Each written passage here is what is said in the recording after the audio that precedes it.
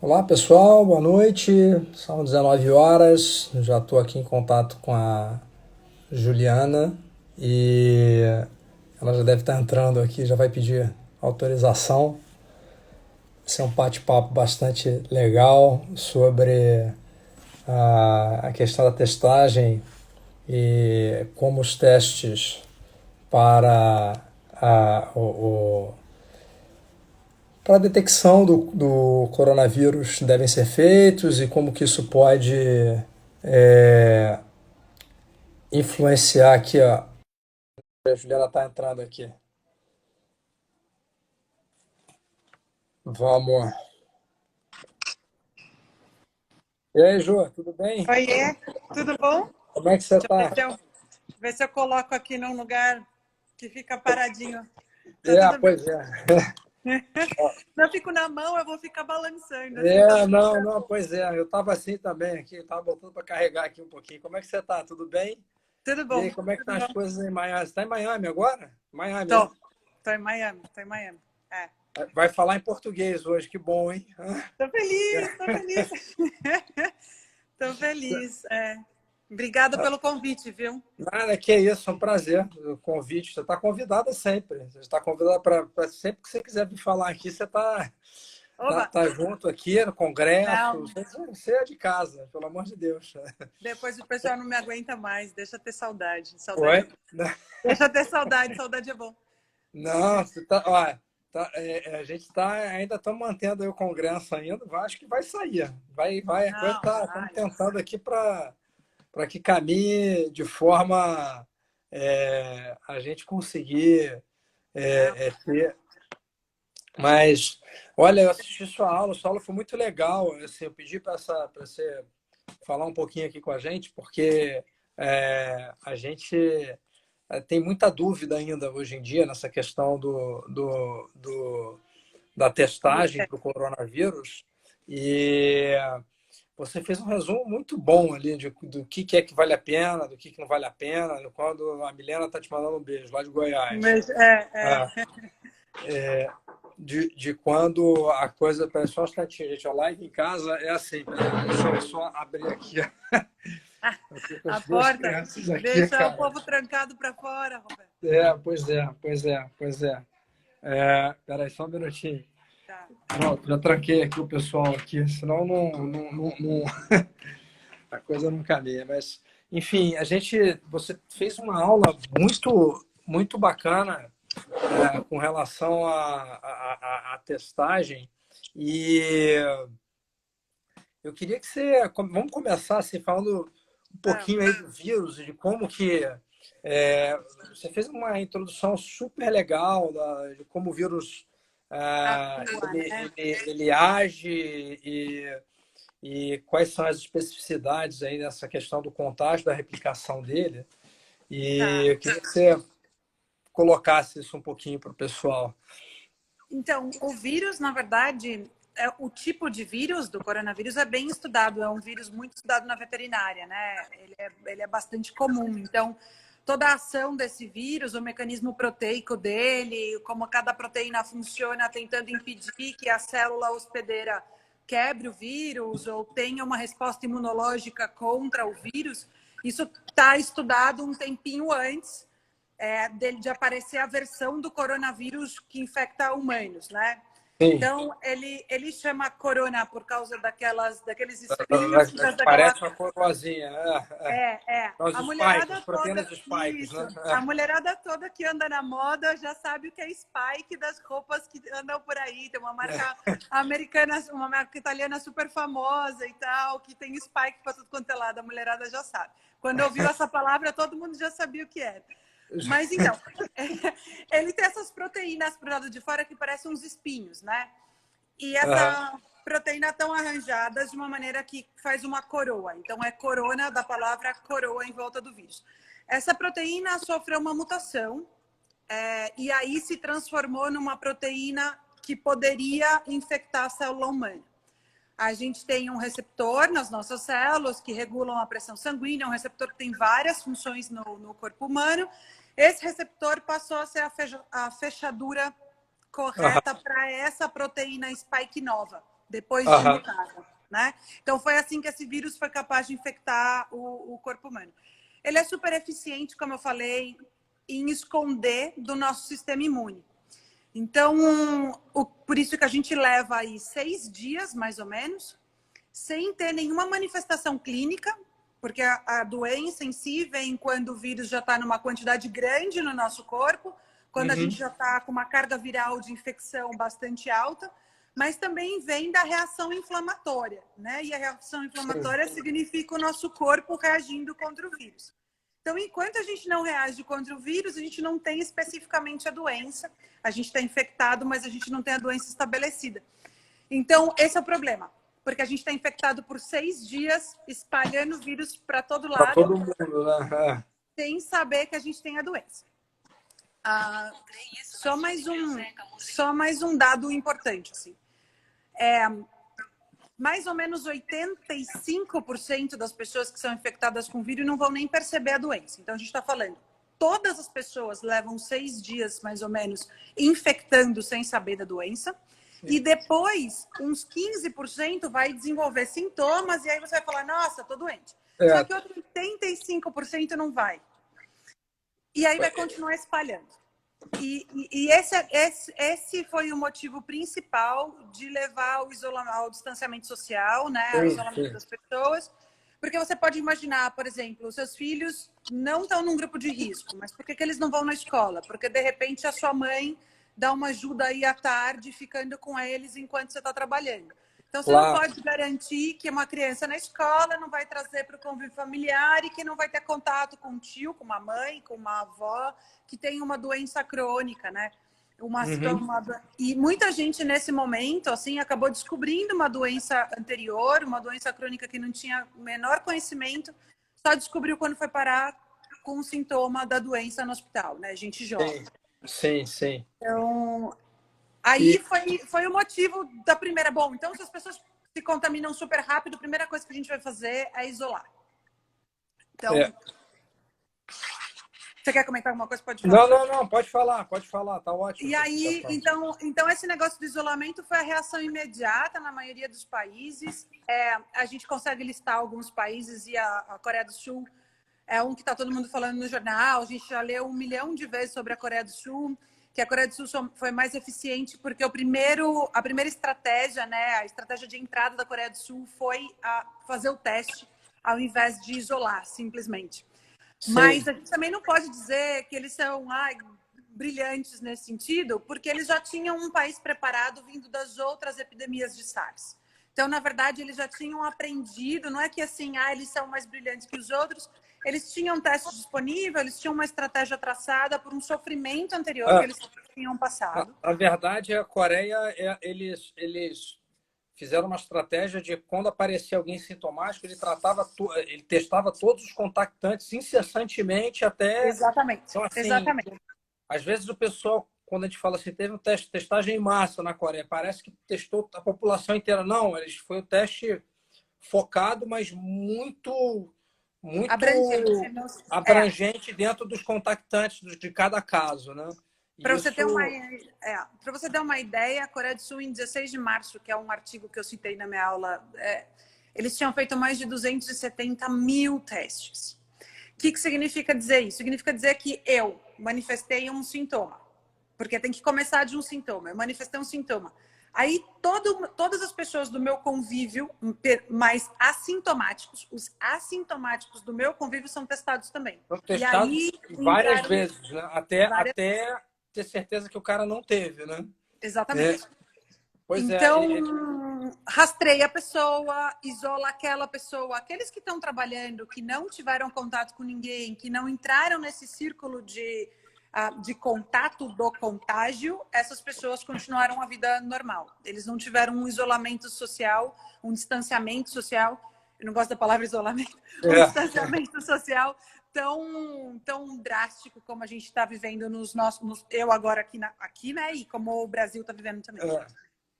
Mas, enfim, e aí, com relação à questão do vírus, então, aí entrando especificamente nessa questão da testagem, é, a gente está numa realidade, especificamente aí trazendo para a questão da reprodução assistida, onde fica todo mundo muito sem saber, inseguros, né? Sim. E, na verdade, aparentemente, o coronavírus ele é um vírus de uma síndrome respiratória, como tem vários, que não despertaram toda essa celeuma dentro do mundo da medicina reprodutiva. Na verdade, o coronavírus, tudo bem, vai ser uma celeuma mundial, né? Que a gente fica nesse ponto, né? Mas, então, você recomenda alguma estratégia específica com relação à questão de testagem dessas pacientes? É, Ou quem você acha que a gente... é, como que deveria ser a conduta dentro da clínica nesse sentido? Porque a gente tem casos que não dão para ficar adiando, ou mesmo nos casos que tem melhor prognóstico, mas quanto tempo que a gente ficaria sem poder evoluir com essas pacientes? A gente já sabe muito bem o quanto que essas pacientes são ansiosas.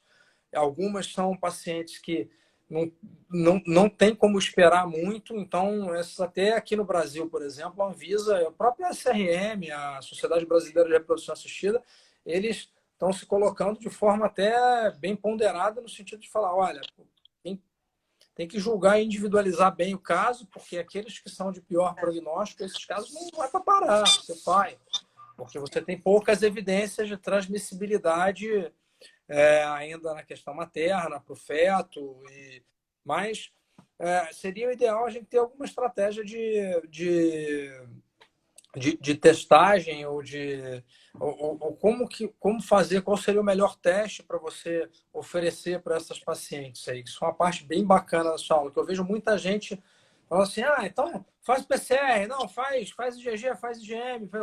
Explica um pouquinho para o pessoal como que seria o que seria ideal em que momento da infecção. Bom, tem dois, então, como você estava falando, tem duas abordagens, né? Tem uma abordagem da doença estabelecida e tem a abordagem do assintomático, do pré-doença. Né? Sim. Então, vamos trazer isso para uma realidade da clínica de reprodução.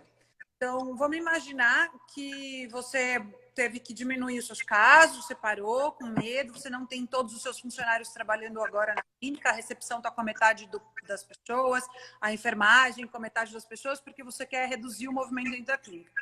E aí você precisa pensar numa abordagem para voltar a trazer essas pessoas, né? Para voltar a povoar a sua clínica das pessoas que você precisa para poder atender todas as pacientes que você quer também. Então, eu vou falar primeiro da equipe da clínica, né? Como é que você pode pedir para a sua embriologista ou para a sua enfermeira vir para a clínica se você não sabe se ela vai colocar em risco a saúde das outras pessoas da clínica ou como o contato dela com a sua paciente é tão próximo, né, preparando para um exame, tudo isso, sim, que você também não vai colocar em risco a sua paciente. Aí a sua funcionária, a sua enfermeira vai dizer para você, não, Roberto, eu tô super bem, não senti nada, não tive febre, tô super bem, não tive contato, ninguém da minha família manifestou a doença. Ela pode ser uma sintomática.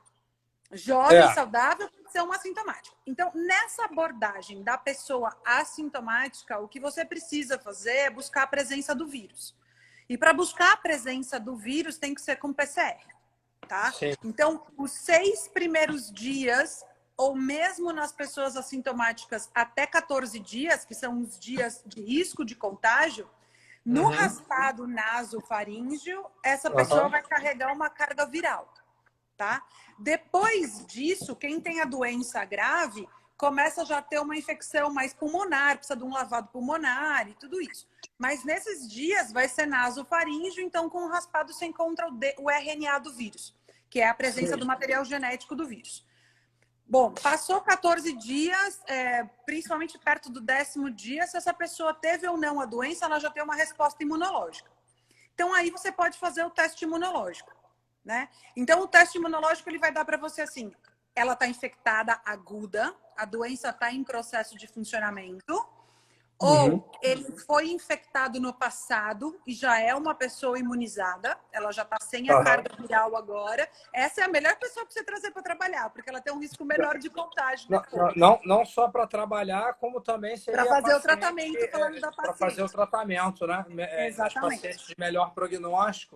Exatamente. É o tal do passaporte sorológico, né? Recebi um meme esses dias aí que o que mais está valendo hoje em dia, mais do que dinheiro, É, é o é o IgG stamp. positivo, né, cara? É, é. É o IgG Visto, positivo da esse é um corona. visto de liberdade. E aí a terceira condição é assim, olha, essa pessoa não tem a doença, mas também não teve contato com o vírus. Essa pessoa tem um risco de se contaminar de novo depois. Então, Aham. existem essas três coisas. Tem o vírus e estou doente, ou tem uma resposta imunológica aguda, estou doente, ou não tem uma resposta imunológica, mas estive doente lá no passado, é a mesma resposta de quem toma uma vacina, já está imunizado, ou não tive contato. Eu sou a mesma pessoa que eu era no ano passado, me protegi super bem, me isolei super bem, não tive contato com o vírus, não tenho resposta imune, eu sou ainda virgem nesse processo de infecção Aham. do coronavírus. Quando você pensa isso para o seu staff da clínica, né, para as pessoas que trabalham na clínica, fica fácil para você entender que você vai trazer alguém para um turno, para o outro. Agora, vamos pensar para paciente. Como é que funciona isso? A gente tem nada de resposta se você deveria manter em quarentena os embriões de uma paciente infectada. Então, sem dizer que você vai cancelar o ciclo. Vamos até imaginar que essa pessoa Uhum. ela tem vírus positivo, mas ela é assintomática. A condição Sim, clínica dela é boa. Então, sim. não vamos nem pensar nisso. Vamos pensar na transferência desse embrião. Será que você deveria manter esse embrião em quarentena e não transferir porque foi um embrião gerado de uma paciente positiva, né? Esse embrião vai ficar em quarentena em qual tanque? Né? Você vai ter que separar no mesmo de infecciosas que você tem na sua clínica, vai ter que estar separado. Assim, o que a gente vê até o momento, né, com relação a essa questão, é que a gente não tem, por exemplo, as outras viroses respiratórias, até onde a gente consegue avaliar, elas não têm esse comportamento de disseminação, de contágio ou de afetar o embrião, né?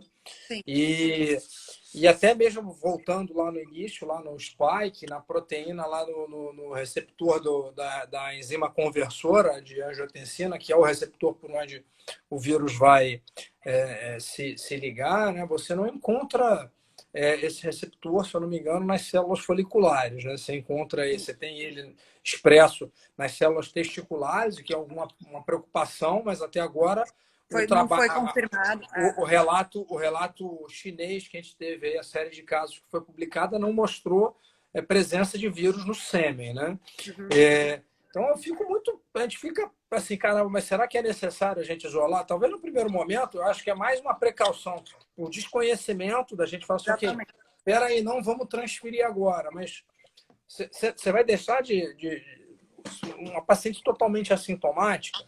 A minha maior preocupação nesse momento, eu fico muito mais preocupado com a situação do sistema de saúde. Você tem uma complicação, alguma coisa nesse sentido, que é um fato muito raro numa punção, né, Ju? Assim, eu acho, essa semana, na segunda-feira, eu estava participando do Journal Club da ESRM, eles fazem via webinar e eu estava online. E aí teve até um profissional aqui dos Estados Unidos que ele falou, bom, se você quiser aprender praticar distanciamento social, venha para uma clínica de reprodução. Porque o que a gente tem de asepsia, o que a gente tem de máscara, de luva, de pressão negativa dentro do laboratório. Trabalha com fluxo laminar. Com fluxo laminar, todas as condições que a gente tem. Então, assim, se qualquer hospital precisar replicar as condições de cuidados de contaminação, vem aprender numa clínica de reprodução. Ele tem razão. Eu concordo com você que a maior preocupação é a condição de saúde dessa paciente. Se essa paciente é uma paciente que não teve contato com o vírus, ela não está imunizada, a transferência desse embrião e daqui um mês ela se contamina, o que vai acontecer com ela se ela passar a manifestar a doença estando grávida, né? E se ela é assintomática agora, ela foi contaminada há quantos dias? Ela é assintomática e foi contaminada há 3, 4 dias, também não deve sofrer a transferência agora, porque ela tem aí mais uma janela de uns 10 dias até começar a manifestar esse sintoma, então também não. Então é por isso que a gente precisa identificar. Se você faz simplesmente a cega, você está colocando em risco algumas condições da saúde dessa paciente especificamente. E ela também tem todo o direito de dizer, eu estou imunizada, mas o meu marido não, ele pode infectar, eu não sei se eu posso me recontaminar. Vieram esses casos agora relatados da pessoa que deu negativo e depois aparentemente o vírus estava latente, ela tinha dado uma melhora É, imunológica e ela retomou e tal. Então, assim, a minha condição, eu concordo com você. Eu tenho uma preocupação da transferência embrionária, enquanto a gente estiver assistindo na população, na sociedade, um aumento do número de casos, uma infecção ativa ainda entre as pessoas. Por isso, a minha indicação seria fazer o teste no sentido de saber se esse embrião está mais seguro sendo transferido ou não. Né? Mas eu realmente concordo com você que deixar de fazer os casos é bastante preocupante, porque infertilidade também é uma condição de saúde, né? Você está a colocando própria, uma condição a de própria saúde versus a OMS, outra, né? a própria OMS, ela atesta, tem dois pontos assim que são bem interessantes assim, a questão a infertilidade, de acordo com a OMS, ela é uma patologia. A Sim, doença tem CID, tem tudo. Ela sim. não é frescura, não é um capricho, isso é uma doença. E você tem a OMS, por esses dias agora, sem querer entrar em nenhum mérito de ser favorável ou contra, mas a OMS se posicionou que, por exemplo, situações de abortamento devem ser eletivas, devem ser mantidas se a paciente quiser, alegando que o princípio da autonomia da paciente, a paciente tem direito de escolher se ela quer fazer um aborto ou não, nos países onde é permitido. Então, por que não fazer o tratamento? Desde que ela esteja sintomática, bem, é claro, óbvio, né? Então, Por isso que eu comecei citando para você o teste voltado para a equipe da clínica. sim, sim, Porque eu acho que o que a gente tem que se preocupar é que o centro de reprodução, a clínica, não pode ser um foco de transmissão da doença. com Essa é a primeira certeza. coisa. E a segunda questão é que quando a gente volta para o teste para paciente, vai depender muito da decisão dela. Então, assim, ela tem que colocar na condição familiar dela, na condição de tempo que ela quer esperar, na condição de transferir. De repente, ela tem essa decisão pessoal de que, olha, conforme der o meu teste do coronavírus, eu vou ou não transferir um embrião. Já vai conversar isso com você, vocês vão chegar a uma conclusão sensata, Uhum. qual é a idade dela, quantos embriões congelados ela tem, quais possibilidades ela tem. Vocês vão chegar a uma conclusão sensata. Agora, da equipe da clínica, eu acho que isso vai passar a ser default, vai passar a ser uma decisão Sim, estándar para todo o grupo de pessoas. Seja uma clínica de reprodução, seja um tratamento dentário, seja uma loja, não, não, seja. Porque você. qualquer estabelecimento onde você tem que funcionar de forma Um aglomerada, digamos assim. grupo, né? Onde você tem uma equipe de trabalho atuando, onde você tem um contato entre as pessoas. Então, eu acho imprescindível que a gente tome esses cuidados. Eu também não quero entrar em méritos de posições nenhuma, mas aqui nos Estados Não, Unidos a gente tem visto muita movimentação para voltar a trabalhar, não só a clínica de reprodução. sim, O país está vivendo uma situação de falta de emprego, de falta sim, de sim. dinheiro gritante. E aí o que a gente precisa pensar nesse momento é como ir para frente. Né? A gente precisa pensar no Sim, momento como andar para frente. Então, com segurança, mas andar com para frente, né? segurança, Por isso que é mas ir para importante. frente. Porque a nossa primeira estratégia foi paralisar, né? Veio o problema, a gente entrou em choque, a primeira estratégia foi paralisar diante disso. Pronto, a gente tomou o fôlego, respiro, analisou, entendeu um pouco melhor, tomou esse tempo. Agora é usar as armas que a gente já tem, o conhecimento que a gente tem para mover adiante. Essa é a minha posição pessoal. Eu acho que a gente precisa levar em consideração muito as evidências que estão sendo produzidas nesse momento, do ponto de vista Sim, científico. sim, Então, se a gente for fazer um resumo, é o que você falou, que a gente estava falando. No sêmen não foi detectado. Já fizeram um trabalho com milhares de PCRs ali no sêmen, ninguém achou sim, vírus no sêmen. No sim, fluido folicular também não foi detectado. sim. Até o momento, por mais que seja uma pandemia de duração ainda curta, o que você tem em termos de transmissão vertical, não teve nada ainda Não. que tenha sido demonstrado. E a própria grávida gestante sem comorbidade parece que está no mesmo grupo de risco, ou num grupo de risco similar da população geral, né? Tem Desde que um ela não tenha. trabalho, para ser bem justa, Tem um trabalho só mostrando algumas pacientes com parto prematuro entre Não, não, as... não, parto prematuro, sim, que é um trabalho que foi É, publicado, deu uma taxa aumentada de parto prematuro, mas sim. prematuro tardio, não foi? Se eu não me engano, era Não. rotura era parto prematuro e rotura de membranas de bolsa, Sim. principalmente após 34 semanas nessas Semanas. pacientes. É. É claro que a gente tem que ficar com cuidado, mas assim, eu particularmente, eu ainda trabalhava muito com obstetrícia na época do H1N1 e eu trabalhava no hospital aqui no Rio, que era a referência para gestante com H1N1, com suspeita de H1N1. E assim, o cenário era desolador, né? Assim, as grávidas elas chegavam em franca insuficiência respiratória, era um negócio assim terrível que uma mortalidade na grávida, quando você vai pegar as séries de casos, tanto do SARS, do MERS, do H1N1, muito mais elevadas do que o que a gente vê, por exemplo, no corona, que é um outro dado, não deixa de ser um dado relativamente tranquilizador. Eu até acho que é prudente a gente postergar transferências nesse momento ainda. Acho que ciclos a gente pode fazer obedecendo as, as as diretrizes governamentais e as normas de cada agência sanitária de cada lugar, obviamente, mas a gente vê. Eu acho que a gente vai conseguir ficar mais tranquilo. E as transferências, eu acho que à medida que a gente for tendo tal passaporte imunológico, as mulheres vão começar, a gente vai conseguir voltar a ter isso sem maiores problemas. Agora, você vê, assim, ainda voltando aí para a questão dos testes, das testagens, em termos de sensibilidade, especificidade, você leu muita coisa sobre se há muito erro de teste? Porque, assim, por exemplo, essa questão mesmo das, indica, das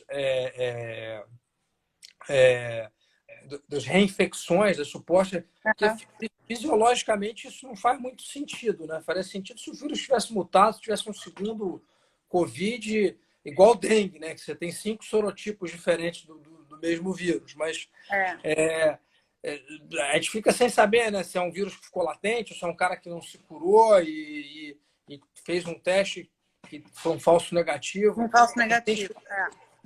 Mas Então, é assim, ó.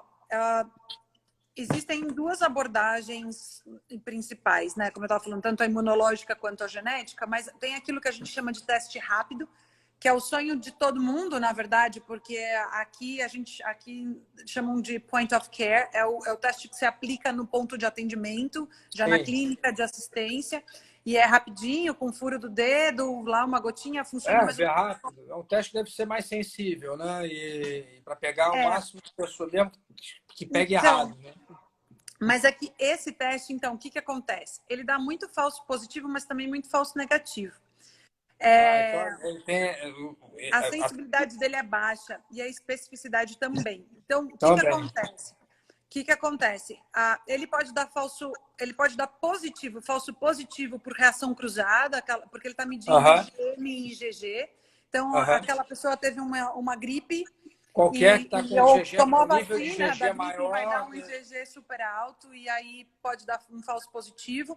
E o falso negativo nas curvas de crescimento do sistema imune. Se ele não medir depois do 10º dia de contágio, tiver ali no 8º, no 7º, a sua resposta imunológica ainda é muito fraca, então ele não tem essa sensibilidade para detectar. Ele é muito bom para quem está com a doença, ele é muito bom para o funcionamento dentro do hospital. A pessoa chegou com insuficiência respiratória, eu quero saber se eu trato ela como Covid ou se eu trato ela como De outra coisa. cara, né? De cara. Então, ele ali está acessível, ele é rápido, mas ele não é bom para uma resposta, para uma condição planejada, sabe? Aham. Então, especialmente não é muito bom para o assintomático. O assintomático não vai ter resposta imunológica, então ele está baseado em teste imunológico, vai ficar meio falho. Agora, o padrão ouro é a PCR do RNA do vírus, é a Aham, PCR não, do com material certeza. genético do vírus, é o que tem menos erro. O cálculo teórico de erro da técnica é 0,6% de falso negativo, mas a questão é que é chato coletar a amostra. Entrar com um swab pelo nariz e conseguir vir até a garganta é muito incômodo. Eu sei, eu Então, fiz. É horrível. é muito incômodo. Então, o que pode acontecer é uma falha na coleta da amostra. Então, é uma amostra delicada. Não é você ir lá e passar o cotonete no nariz e dar dois Não, segundos e pô, tira. parece que o cara tá fazendo a biópsia do teu cérebro, cara, da hipófise. É muito chato. É muito chato. Tem gente que tem ânsia, dá falta de ar, quer mexer a cabeça e precisa raspar, né? Precisa movimentar lá Quer atrás. bater na pessoa que está coletando. Eu sei bem como é, cara, isso daí. É Então, horrível. Nossa Senhora. Então, existe falsos negativos pela coleta complicada, mas a técnica em si, a melhor resolução é a PCR. Voltando naquelas pessoas que remanifestaram a doença, a Coreia do Sul, depois desse relatório dessas 77 pessoas, a Coreia do Sul mudou o protocolo interno dos hospitais para alta médica. Então, o Uhum. paciente ele tem um negativo, ele continua no hospital por mais 24 horas, ele testa de novo, então ele precisa ter 2 negativos para daí ter a alta hospitalar. Então, a partir do relato desse trabalho, eles mudaram a conduta médica, então os trabalhos que virão daqui para frente, com certeza vão ser trabalhos mais com um design científico mais adequado para dizer para a gente o que estava acontecendo. Aham. E eu que não calo a boca, vou Não, falar não mais tem um. aqui. Não, não, não. É que o Rafael, meu filho, ele está agoniado aqui. Oi, Porque Rafa. ele acabou de sair. Ele instalou um jogo novo no meu celular. E ele tá, cara, 2 horas E você está perguntando. usando o E celular. eu estou usando o meu celular, Marquinhos. Ele quer jogar o jogo dele. É sensacional. Daqui a pouco ele É. aparece aqui. Eu tranquei a porta, eles destrancaram. Meus filhos são fogo, Juliana. Eles descobriram um jeito de destrancar a porta por fora, com a moedinha. Impressionante, cara. Mas, enfim. Não, Mas mas eu só vou terminar com uma coisa que você não, comentou não, da não, não, mutação. não. Eu não tô te dispensando. Eu quero escutar Não, tudo aí que você tem, porque ele entrou aqui agora berrando aqui, já saiu já. não. Mas então é isso. Depois desse trabalho, eles mudaram a conduta para dar alta do paciente. Então, daqui para frente, o dado clínico que vai ser coletado vai ser com um design científico mais adequado, dizendo, inclusive, se foi reinfecção, se foi falso negativo. E também, a partir desses pacientes que voltarem a manifestar, eles passaram a guardar a amostra e aí vão fazer, sim, um NGS para ver se esse vírus sofreu mutação, se a pessoa foi Aham. reinfectada por uma nova cepa. Pô, Porque isso é assim, sensacional, né? porque com certeza o NGS é uma coisa que vai ser utilizada futuramente, logo em seguida. Então a gente hoje está fazendo a PCR, é um teste que tem um número pequeno de amostras por vez, então ele não tem larga escala, ele não tem uma escala populacional como a gente gostaria que Aham, tivesse. Então, aham. por exemplo, para um instituto como um Fiocruz, um Adolf Lutz, uma situação desse jeito, que poderia coletar amostras de todo mundo e rodar, sei lá, 1.000 amostras por hora, sabe? Um negócio assim, e deixar isso super barato, ainda não tem. E o O NGS Fábio, vai ser a tecnologia que vai permitir fazer isso, entendeu? o Fábio tá mandando para aí. Fala, Fábio, eu tô precisando Oi! falar com você, aliás, hein? Eu vou te ligar aí Ah, um depois. abraço! Sabia que você estava acordado. Olha só, tudo bom? Quanto tempo. É muito legal isso, gente. Eu tô batendo saudade. O pessoal vai falando, oi, eu vou lendo aqui. Eu não quero atrapalhar. A live é sua, Roberto. Não quero Não, a fazer live é minha, não, caso. não, a live é minha para escutar você. E o Fábio tá ferrado, porque ele entrou aqui na minha live agora, cara, mas ele não sabe, mas ele vai participar da próxima também Ah lá, aí, ele ó. já respondeu lá. Convite ao vivo. Convite ao vivo, cara. A próxima é com você, viu, Fábio? Só pra você saber. Tá? Ao vivo é velho. A gente fala Não, convite live é agora. live. Ao Assim, vivo é de. Ao vivo de já que eu decreto. comecei a propaganda do Fábio, vou só terminar aqui. O Fábio, ele é um médico lá na Espanha, brasileiro, está na Espanha, trabalha no IV lá da Espanha, e ele tem uma experiência enorme aí com esse momento todo aí da Espanha, um dos países que teve essa onda toda Um aí dos do epicentros, cara, né? é. Não, e eu ia adorar também ouvir, eu já dou até a dica, ia adorar ouvir o Fábio falar como é que eles conduziram a experiência espanhola na clínica Pois de é. evolução nesse período. Ia ser bem interessante. Eu vou assistir essa live. Mas, ô, Ju, olha só, Me diz uma coisa, então você acha, assim, do ponto de vista de testagem, uma coisa que eu fiquei preocupado até, que assim, é muita fake news que a gente acaba escutando. Mas, por exemplo, lá na Espanha, a Espanha ela teve, ela parece que ela adquiriu uma série de testes PCR que vieram lá da China e teve um desempenho horrível, porque assim, o resultado que você me passou foi um resultado sensacional. Né? Um falso negativo baixíssimo, a chance, se tiver vírus, ele vai ter, mas na prática a gente tem visto, até aqui no Brasil mesmo, muita gente que faz o PCR, dá negativo e altamente sintomático, que contactante direto, ou que na sequência faz, e depois, alguns dias depois, faz a sorologia começa a positivar. Você tem alguma coisa para acrescentar com relação? Porque você já falou assim, tem a técnica é horrível. Eu fiquei doente tem um mês atrás, cara, fui colher esse troço, nossa senhora, muito chato de fazer o negócio mesmo. O troço parece que tá entrando na endoscopia sem... É horrível, mas enfim. Você sabe se tem alguma variação? Óbvio, deve ter, de fabricante, de kit. Na verdade, vou aproveitar então e falar oi para Paula também. Oi, Paulinha. Então, tem variante sim, ó. Os protocolos para PCR hoje, aqui nos Estados Unidos, o FDA aprovou em estado de emergência um protocolo específico. Então, é um fornecedor de reagente específico, uma máquina de PCR específica e um software de análise específico. O FDA é o que eles tinham costume, é o que eles tinham testado. E eles disseram, você pode abrir o seu laboratório de urgência e começar a oferecer o teste de RT, de tempo real, né? De PCR em tempo real. Amanhã, se você seguir esse método, essa técnica, esse reagente, esse protocolo. Então, o que aconteceu, né? Nesse protocolo, tem 3 regiões do vírus testado. Que é a região de membrana, a região do spike e uma região do envelope que é a proteína M. Do capsídeo, né? Então, tem 3 regiões e mais um que a gente chama um controle, um housekeeping, que sempre tem que estar lá, aquela região sempre tem que aparecer com vírus ou sem vírus, sempre tem que aparecer para eu saber que minha reação deu certo, né? Deu certo, Então, assim, eu não consigo dizer para você porque eu não sei qual era o fornecedor, eu não acredito que isso tenha sido publicado em nenhuma matéria, qual exatamente é a marca dos reagentes que foram vendidos. Mas o que acontece é que, assim, tem que ser testado. Inclusive, esses testes rápidos, então, é mais imprescindível ainda testar com um sangue sabidamente positivo, porque esse teste rápido é também um que vai dar muito erro. E o de PCR, você não tem região controle, você não tem as 3 regiões estáveis do vírus no teste. De repente, é um teste barato que está testando uma região do vírus. Entendi. Você já está me explicando já.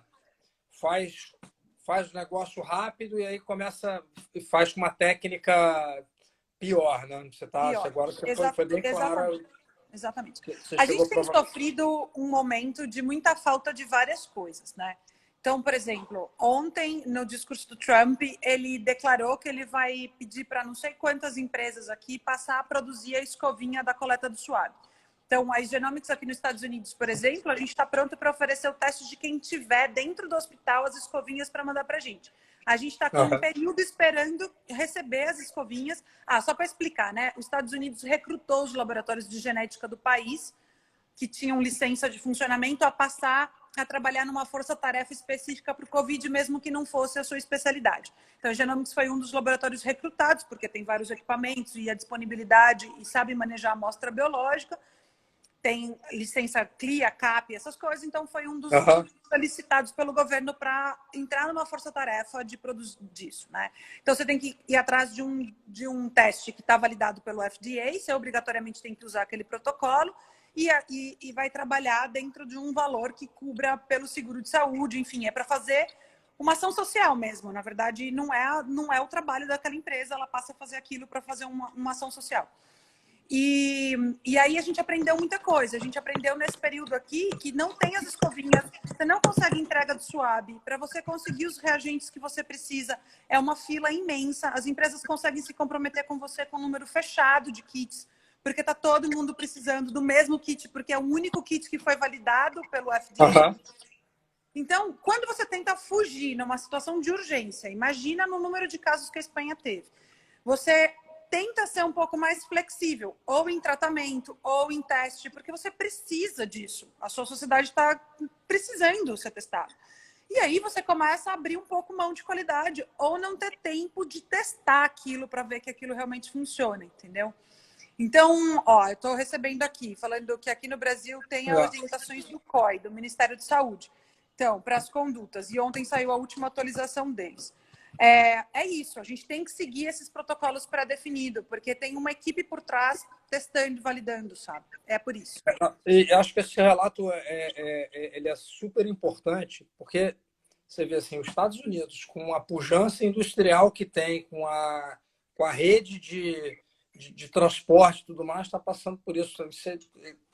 Eu fico assim, meu Deus do céu, se a gente chegar na situação similar a que vocês estão tendo aí, ferrou, não vai ter como fazer o negócio, a gente não vai conseguir, até conseguir. Então, eu torço muito pela onda de contaminação, né? A América Latina chegou por último, assim, e o Brasil, com todo o conhecimento médico que a gente tem, a estrutura hospitalar brasileira, assim, não deixa a desejar a ninguém. Claro, não uma deixa. população gigante, a parte SUS é insuficiente. Eu entendo tudo isso, mas o conhecimento médico e acesso ao conhecimento que a gente tem no Brasil é indiscutível, né? Então, assim, e eu hoje tendo experiência, eu morei na Espanha há um tempo e eu agora moro nos Estados Unidos e vou repetir isso para o resto da minha vida. Assim, eu tenho muito orgulho de toda a condição de atendimento de saúde que a gente tem no Brasil, é inacreditável. Então, eu espero, onde eu quero chegar com o meu discurso é que eu espero que a gente tenha aprendido aí no Brasil com a experiência que já veio acontecendo China, Itália, Espanha, Estados Unidos, e que, para nós, a gente receba isso de uma maneira mais preparada. Certamente a gente começou o distanciamento social antes do que outros países. Sim. Certamente essas atitudes já foram sendo tomadas. A ideia está embutida da mão, da máscara, da distância. Mesmo que a gente volte a ir para a rua, eu acho que a gente vai voltar com uma outra consciência. Então, assim, eu quero acreditar, sendo muito otimista como eu sou, eu quero acreditar que a gente não vai chegar no ponto de uma Nova York, que a gente não vai chegar no ponto... Não, eu acho que não. Mas, e vamos torcer para esse vírus não gostar muito de calor também, né? Aqui... É que a gente não fica contaminado no sol do meio-dia na rua, né? Não, é verdade. As pessoas se comunicam dentro do ar-condicionado, dentro dos shoppings, né? Quanto mais calor faz, mais ar-condicionado a gente põe. É verdade. Então, assim, não é muito isso que vai repetir. Não tem, eu sei. Isso é uma brincadeira, viu, gente? Pelo amor de Deus. Mas assim, Ju, olha, eu não quero também tomar muito o seu tempo aí, que você está aqui, a gente já está cansado, você está dando aula aí todos os dias também, aí, sem parar. Você já sabe, você está sempre convidada para o Congresso, o pessoal que não sabe, Congresso Brasileiro de Reprodução. A data, por enquanto, está mantida em agosto, de 5 a 8 de agosto. Se a gente tiver que mudar a data, a gente vai mudar, mas a gente vai fazer o Congresso acontecer. E o Fábio também vai estar convidado. Se Deus quiser, a gente vai em agosto, vai estar todo mundo já aqui, já mais tranquilo. Mas os voos liberados. Eu hoje não posso mais voar, nem tem voo. Não, os voos têm que estar liberados, pelo amor de Deus. Pelo amor de Deus. Não, mas eu vou adorar. Se vocês me convidarem, eu vou, com certeza. Vou não, você tá convidada ao vivo também aqui. Eu já tinha te convidado, cara. Não começa não, eu já tinha te convidado. Para a gente terminar, deixa eu fazer, antes só da gente terminar, uma propaganda educativa. Claro. Não tem absolutamente nada a ver com serviço, é para a educação.